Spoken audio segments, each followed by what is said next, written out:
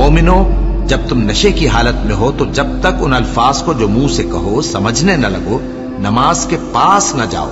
और जनाबत की हालत में भी नमाज के पास न जाओ, यहां तक कि गुस्ल कर लो। हां,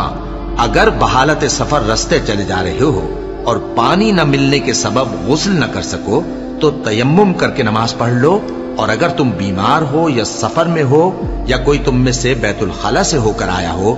या तुमने औरतों से मुकारबत की हो और तुम्हें पानी न मिले तो पाक मिट्टी लो और मुंह और हाथों का मसा करके तयम्मुम कर लो। बेशक अल्लाह मुआफ करने वाला है, बख्शने वाला है। भला तुमने उन लोगों को नहीं देखा जिनको किताब से हिस्सा दिया गया था कि वो गुमराही को खरीदते हैं और चाहते हैं कि तुम भी रास्ते से भटक जाओ, और अल्लाह तुम्हारे दुश्मनों से खूब वाकिफ है,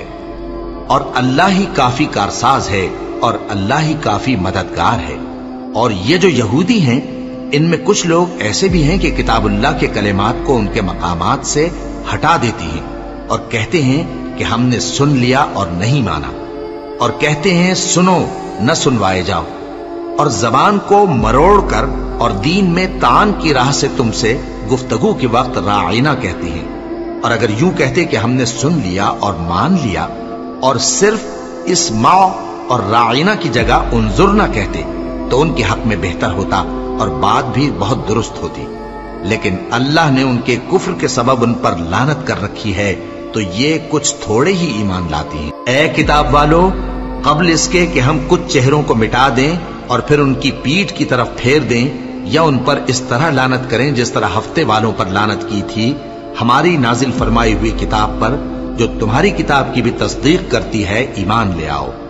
और अल्लाह ने जो हुक्म फरमाया सो समझ लो कि हो चुका।